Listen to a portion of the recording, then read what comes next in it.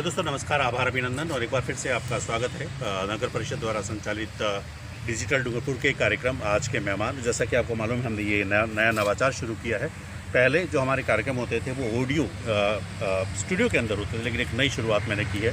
तो आज के हमारे मेहमान हैं जाने पहचाने साहित्यकार से सुनील जी पंड्या साहब। सुनील जी नमस्कार, आपको बहुत स्वागत है। उस कार्यक्रम में तो शायद आप मेरे साथ जुड़ाव नहीं हो सका, लेकिन एक काफ़ी दिनों से आपका इंतज़ार था मुझे, और आज शादी सौभाग्य मुझे मिला आपसे जुड़ने के लिए। कैसे की शुरुआत आपने साहित्य जगत, क्योंकि आप एक शिक्षक भी हैं, साहित्यकार भी हैं, और वैसे भी आपका जो क्षेत्र है दम्बोला, वहाँ पे तो पूरे साहित्य की सरस्वती का खजाना है। तो कैसे शुरुआत सर आपने? सर देखा जाए एक्चुअल में तो छात्र जीवन के अंदर ही जब आप पढ़ते हैं तभी से उसकी शुरुआत हो जाती है जी। तो जब मैं पढ़ाई कर रहा था उसी समय जयशंकर प्रसाद, महादेव वर्मा, दुष्यंत कुमार जी। उनको मैं बराबर अनुसरण कर रहा था जी।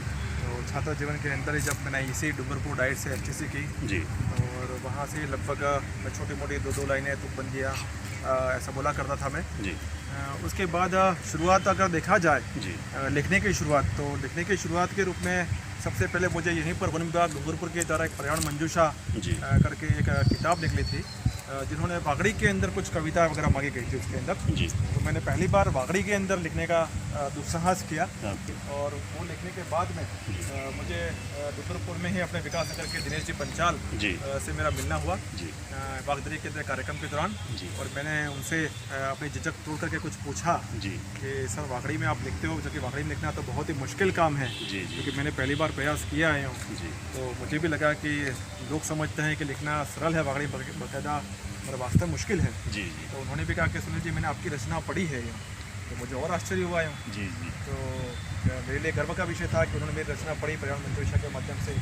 फिर उन्होंने कुछ पत्र पत्रिकाएँ, मैगजीन वगैरह थी, वो उन्होंने मेरे घर के पते पर भेज दी उन्होंने कि आप उनको पढ़ा करो और उसके हिसाब से जो अपना जो स्तर होता है वो अपने निखरता रहेगा और उसके हिसाब से आप लिखा करोगे, और कहीं भी कोई समस्या लगे तो आप मुझसे संपर्क करना है। उसी तरह से वो जो साहित्य का पत्र पत्रिकाएँ जो थी, मैगजीन वगैरह थी, वो वहाँ से मैंने शुरुआत की। और फिर सबसे पहले बीकानेर की विकल्प पत्रिका की मैगजीन है जो मासिक निकलती है, उस विकल्प पत्रिका के अंदर मैंने लेख छपे और उस समय नया जिला के रूप में प्रतापगढ़ जिला हुआ था 2008 के आसपास। तो प्रतापगढ़ के बारे में पूरी जो जानकारी थी वो मैंने जुटाई, और आज भी वो जो लेख है मेरा प्रतापगढ़ के बारे में जो आलेख है वो आज भी RPSC के जितने भी एग्ज़ाम वगैरह होते हैं उसमें बालकों के वो लेख बहुत ही काम आता है, क्योंकि जनरल नॉलेज के हिसाब से वो प्रतापगढ़ की काफ़ी विस्तृत जानकारी उस लेख के माध्यम से मैंने दी है। उसके बाद राजसमंद के बारे में भी मैंने लिखा, तो पहले मैंने उसके बारे में लेख के माध्यम से शुरुआत की थी, क्योंकि मैं देखा जाए तो एक शिक्षक के रूप में मैंने 5 सब्जेक्ट में मैंने PG किया हुआ है, तो इतिहास विषय भी मेरा रहा हुआ है, तो उससे सम्मत रहते हुए मैंने वहाँ से शुरुआत की। उसके बाद सबसे पहले अगर साहित्यिक देखा जाए तो जगमग दीप ज्योति के नाम से अलवर से एक पत्रिका मैगजीन निकलती है। उस मैगजीन के अंदर सबसे पहले मैंने कविता के रूप में वहाँ से लिखना शुरू किया। तो उसके बाद से मेरा ये क्रम शुरू होता गया। तो उसके बाद शिविरा पत्रिका प्रकाशन जो होता है वो हमारे शिक्षक के लिए बहुत ही एक स्वर्णिम अवसर था, जो अभी उसकी योजना में थोड़ा सा परिवर्तन किया हुआ है।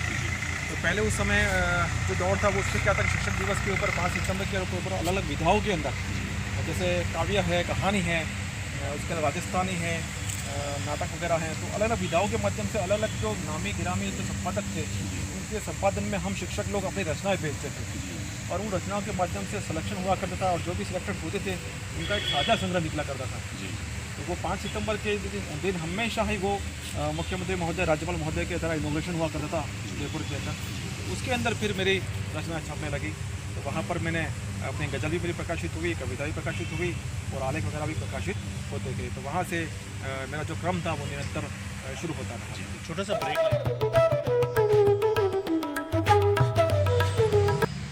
Welcome back to digital Dungarpur के हमारे विशेष कार्यक्रम आज के मेहमान, और आज के हमारे मेहमान हैं जाने पहचाने साहित्यकार एवं शिक्षक, पुरस्कृत शिक्षक श्री सुनील जी पंड्या साहब। सुनील जी स्वागत है आपका एक बार फिर से हमारे कार्यक्रम में। इससे पहले कि आपकी साहित्यिक यात्रा के बारे में शुरुआत में हमने बातचीत की, अब मैं आपसे ये जानना चाहूँगा कि जो आपका प्रोफेशन है शिक्षक, क्योंकि आपको कई पुरस्कार भी मिल चुके हैं, उसकी थोड़ी सी परिचर्चा कर लेते हैं। उसके बाद आपका जो साहित्य की जो यात्रा है उससे जुड़ेगी। तो एज ए टीचर क्या कुछ बताना चाहेंगे? वैसे शिक्षक जीवन देखा जाए तो लगभग 24 साल का सफ़र मेरा हो गया है इसमें। जी सबसे पहले STC BSTC करके मैं नौकरी में लगा था, उसके बाद मैंने BA किया, B.Ed किया और 5 सब्जेक्ट में मैंने MA किया है। जी उसके अलावा साहित्यिक क्षेत्र जो था वो मेरा रुचि का विषय था, इसलिए मेरा वो साथ में जुड़ ही गया। जी और इस शैक्षिक जीवन के अंदर मुझे 2016 के अंदर राज्य पुरस्कार मिला जी और उस 2016 तक के सफ़र जो मैंने तय किया जी इसके अंदर मुझे बहुत सारे जो क्रियाकलाप जो हैं शैक्षिक जीवन के अंदर वो मुझे करने को मिले, जो मुझे बहुत ही गौरवान्वित महसूस करता हूँ मैं, जी क्योंकि शिक्षक का जीवन ही अपने आप में गौरव का विषय है। जी तो स्कूलों के अंदर हमेशा एक गवर्नमेंट जो स्कूल जो होती है, शिक्षक होते हैं, वहाँ पर अगर देखा जाए तो आपके पास में काम करने के सोर्सेज ज़्यादा हैं। जी संसाधन के रूप में देखा जाए, आर्थिक दृष्टि देखा जाए तो अगर आप उस मामले में पीछे रह जाओगे और आपके अंदर अगर जोश खरोश है अगर, तो बहुत सारी विधाओं के अंदर आप काम कर सकते हो। और वही मैंने काम किया। तो सबसे पहला अगर मेरा पसंदीदा विषय था तो वो पर्यावरण का विषय था। जी तो सबसे पहले मैं स्काउटिंग में जुड़ा। जी जी स्काउटिंग के अंदर मैंने सबसे पहले बेसिक का कोर्स किया टीचर के रूप में, उसके बाद एडवांस कोर्स किया, उसके बाद हिमालय बोर्ड पे जो सबसे बड़ा कोर्स होता है हमारे शिक्षक जीवन के अंदर, जी वो कोर्स करने से पहले एक स्टडी होती है वो कंप्लीट की मैंने, और उसके बाद हिमालय बोर्ड बेच का कोर्स भी मैंने किया। तो स्काउट जीवन जो था वो बच्चों के साथ में रहा और हिमालय बोर्ड बेच का सफ़र मैंने तय किया। उसके साथ साथ में मैंने बच्चों को भी राज्य पुरस्कार करवाए, जी कई बच्चों को मैंने स्टेट लेवल तक उनको सर्टिफिकेट दिलवाए। और उसके बाद मेरे साथ जुड़ गया इको क्लब, ओके जो कि स्काउटिंग से जुड़ा हुआ था, पर्यावरण से जुड़ा हुआ था। और पर्यावरण में इको क्लब के रूप में मैंने जितने भी जो हमारी क्रियाकलापें थी वो सभी बच्चों के साथ मैंने की। स्कूल के अंदर बहुत ही शानदार उद्यान बनाया है, आज के फव्वारे लगे हुए हैं, 2 घास लगी हुई है गवर्नमेंट स्कूल के तहत। हमने रुद्राक्ष के, पारिजात के ऐसे पौधे, विलवृक्ष के पौधे भी लगाए हैं स्कूल के अंदर, और बहुत ही मनोरम दृश्य हमने वहाँ पर दिया हुआ है। इको क्लब मेरा पसंदीदा विषय था। उसके साथ में मैं यहाँ पर बर्ड फेयर के अंदर भी जुड़ा वीरेंद्र सिंह जी बैसा के साथ में। तो और बहुत सारे क्रियाकलाप करने का मुझे साथ में मौका मिलता गया, वो मेरी शुरुआत थी। उसके साथ साथ मेरे शिक्षक जीवन के अंदर मुझे अध्यापकों की शिक्षकों की प्रतियोगिता हुआ करती थी उस ज़माने के अंदर, जिसमें निबंध लेखन प्रतियोगिता है, अब पत्र वाचन के रूप में किसी टॉपिक के ऊपर बोलना होता था। उसके अलावा खुद शिक्षण प्रतियोगिता, खुद पढ़ा करके आपको वहाँ पर जज के सामने अलग अलग मार्किंग होती थी। तो उन सभी प्रतियोगिता के अंदर मैंने पार्टिसिपेट किया और कई सर्टिफिकेट मुझे प्राप्त हुए, स्टेट लेवल तक भी मुझे जाने का मौका वहाँ पर मिला। ये बहुत बड़ा सौभाग्य की बात थी कि मेरे इतने सारे जो चीज़ थे वो साथ साथ मेरे जुड़ती गई और सफलतापूर्वक मैं संचालित करता गया। और जहाँ भी मेरे मूल विषय के अलावा भी, क्योंकि 5 सब्जेक्ट पीजी था, तो जहाँ कहीं भी ज़रूरत पड़ती तब मैं एक ऐसा शिक्षक था कि जिस शिक्षक की कमी होती वहाँ पर मुझे भेज दिया जाता था। इसलिए मैंने उसका भी बखूबी निर्वहन किया और पूरा शिद्दत के साथ में वो नौकरी करने का मुझे लुत्फ़ मिला। बहुत बहुत धन्यवाद। तो दोस्तों, शिक्षक के रूप में जैसा कि आपने बताया कि बेस्ट सब्स्टिट्यूट जिसे कहते हैं आपने बताया, और शिक्षक के रूप में अलग अलग विधाओं में 5 विषय में MA करना अपने आप में बहुत ही बड़ी चीज़ होती है। एक छोटा सा ब्रेक लेंगे। अभिनंदन और एक बार फिर से आपका स्वागत है हमारे कार्यक्रम डिजिटल डूंगरपुर के आज के मेहमान। और आज के मेहमान हैं साहित्य जगत के जाना पहचाना नाम एक आदर्श शिक्षक, पुरस्कृत शिक्षक सुनील पंड्या जी। सर, स्वागत एक बार फिर से आपका हमारे कार्यक्रम में। आप थोड़ी बातचीत करते हैं साहित्य के बारे में। गद्य भी लिखते हैं और गज़ल यानी कि पद्य का भी एक रूप आप हम भी समान सकते हैं। कहते हैं ना कि जो चकाचौंध होती है, जो पद्य में आप कवि सम्मेलन में जाते हैं, हज़ारों लोग तालियों बजाते हैं, एक अलग माहौल होता है पूरा। गद्य में आप एक घर के या किसी कोने में बैठ के आप लिखते रहते हैं, चीज़ें आपकी प्रकाशित होती रहती हैं, एक साइलेंट जो व्यूअर्स होते हैं वो होते हैं। पद्य में एक अलग टाइप का माहौल होता है। तो क्या कहना चाहेंगे इसके बारे में? थोड़ा सा संक्षिप्त बताएं उसके बारे में आपको।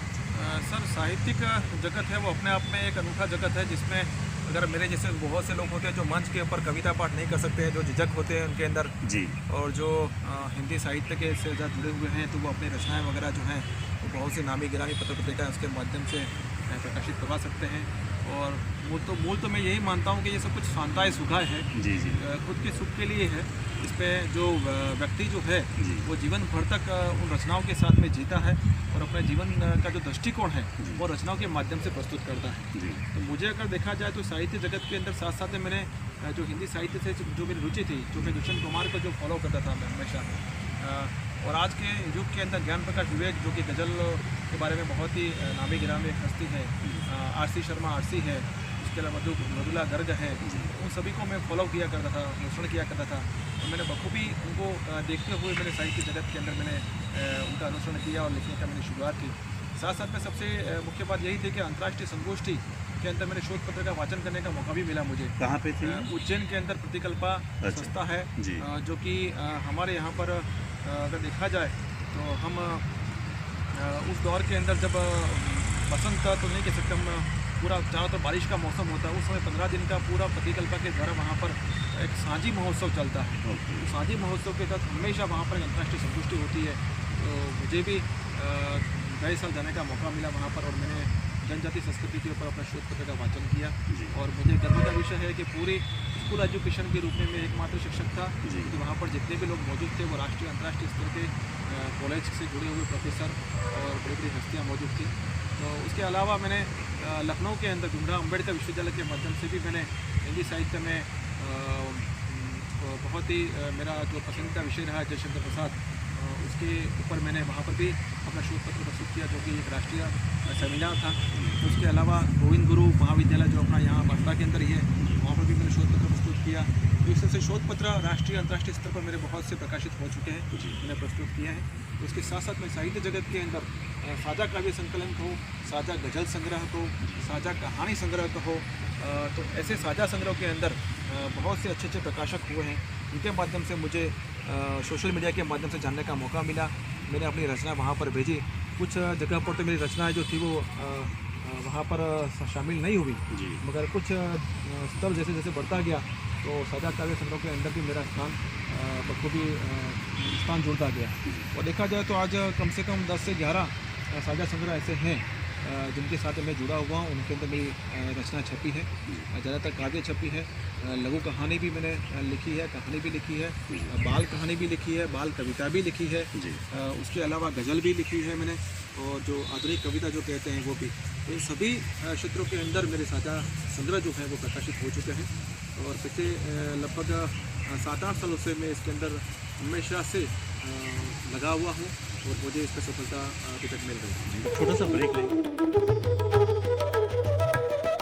दोस्तों। Welcome back to digital Dungarpur के हमारे कार्यक्रम। आज के मेहमान हैं हमारे वागड़ के ही कहूँ राष्ट्रीय स्तर के प्रसिद्ध साहित्यकार एवं पुस्तक शिक्षक श्री सुनील जी पंडे सर। सर एक बार फिर से आपका स्वागत है। कौन कौन सी मैंने सुना है कि काफ़ी किताबें आपकी प्रकाशित हो चुकी हैं, तो कुछ बताना चाहेंगे? उसके बाद मैं चाहूँगा थोड़ा सा मूड चेंज करने के लिए गज़ल आप। सर मेरी स्वयं की तो कोई अभी तक पुस्तक प्रकाशित हुई नहीं है। जी। मैं जितने भी पुस्तक प्रकाशन के अंदर मुझे लिखने का सौभाग्य मिला वो सभी साझा संग्रह है। तो साझा संग्रह के तहत जैसे मैं अभी यहाँ पर साहित्य समर्पण जो लाया हूँ आपके सामने, ये एक पुस्तक है जहाँ पर मेरी कविताएं छपी हैं, आधुनिक कविताएं। ये एक नूरे अल्फाज साझा संग्रह है जो कि गए साल ही प्रकाशित हुआ था। सुल्तानशु प्रकाशन नई दिल्ली से है ये। तो उसके तहत मेरी गज़लें प्रकाशित हुई हैं। उसके अलावा कहानी भी है, बाल कविता, अलग अलग विधाओं के अंदर मैंने साझा संग्रह के अंदर मैंने स्थान लिया है। तो यहाँ पर एक नूरे अल्फाज गज़ल संग्रह जो सुल्तानशु प्रकाशन नई दिल्ली का है, इसमें 18 रचनाकार थे, 18 गज़लकार थे, और उन्होंने अपनी अपनी भाग्य आजमाया था उसके अंदर।